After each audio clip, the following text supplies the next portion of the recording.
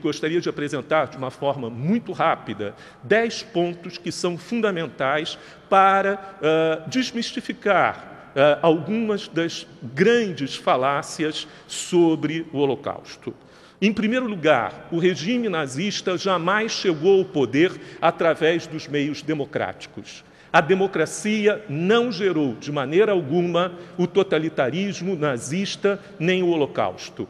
Desde 1930, 3 anos antes da ascensão do nazismo, portanto, ao poder, o regime da República de Weimar já não era mais uma democracia parlamentar representativa. A clique de militares, plutocratas e burocratas já tinham, através do recurso ao decreto 47 e o artigo 148 da Constituição, estabelecido um regime de exceção. Os governos Brüning, Schleicher e von Papen são regimes de exceção. E eles, e no interior desses regimes, é que amadureceu o nazismo.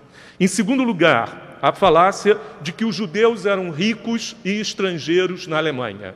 Milhares de judeus estrangeiros, húngaros, poloneses, russos, lituanos, letões, estonianos, etc., morreram no Holocausto. Mas os judeus que viviam na Alemanha há centenas de anos, os judeus que tinham sido heróis do exército alemão na Primeira Guerra Mundial, que tinham sido condecorados como heróis de guerra, também sofreram e padeceram. Foram eles também exterminados. Não eram um grupo rico que explorava a Alemanha. A maioria dos judeus era absolutamente pobre, tinha sido desenraizada da Polônia e dos novos territórios do leste e imigrado para a Alemanha.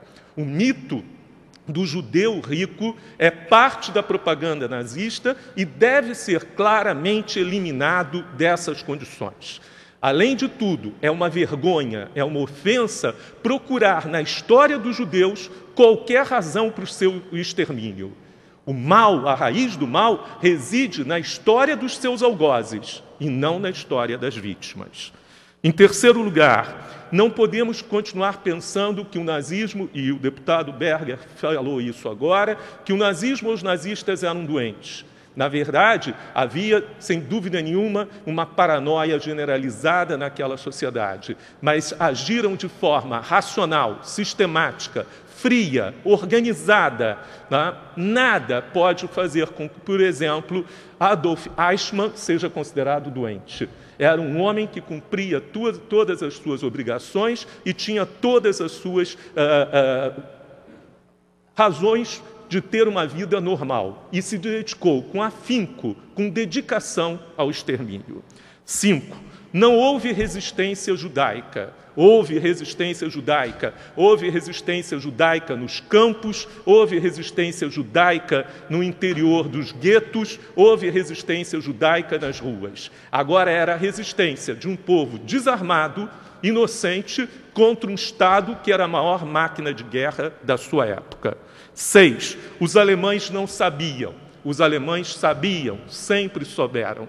Não era possível imaginar os trens passando pelos subúrbios superpovoados de Munique, indo em direção a Dachau, e que as pessoas nunca se perguntassem por que os trens iam lotados e voltavam vazios. Os alemães sabiam em Viena, quando os judeus foram obrigados a varrer as ruas com escovas de dente. Sabiam em Berlim, quando as sinagogas foram queimadas, quebradas, destruídas na Kristallnacht. Sempre souberam.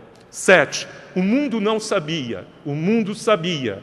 Homens sabiam, políticos sabiam, inclusive testemunhas de Jeová foram importantes na denúncia e inclusive fotografias dos campos. Sabiam e ficaram calados. 8. O horror do negacionismo. Todos aqueles que negam o Holocausto, sejam falsos historiadores ingleses ou franceses, sejam políticos como Mahmoud Ahmadinejad, são coniventes e tornam-se post-factum coautores do Holocausto, o Holocausto moral da negação. 9. O Holocausto foi produto da guerra. Não foi. O Holocausto antecede a guerra, foi organizado friamente, industrialmente, como um programa de eliminação dos diferentes, daqueles que tinham traços que não poderiam ser normatizados, a Gleichhaltung, do Terceiro Reich. Por fim, 10, separar o Holocausto da história do Estado de Israel é um erro. Esperar que um povo como o povo judeu tenha a confiança em forças terceiras para evitar qualquer nova destruição da sua população seria exigir, mais uma vez, o desarme total do povo de Israel. Obrigado, senhores.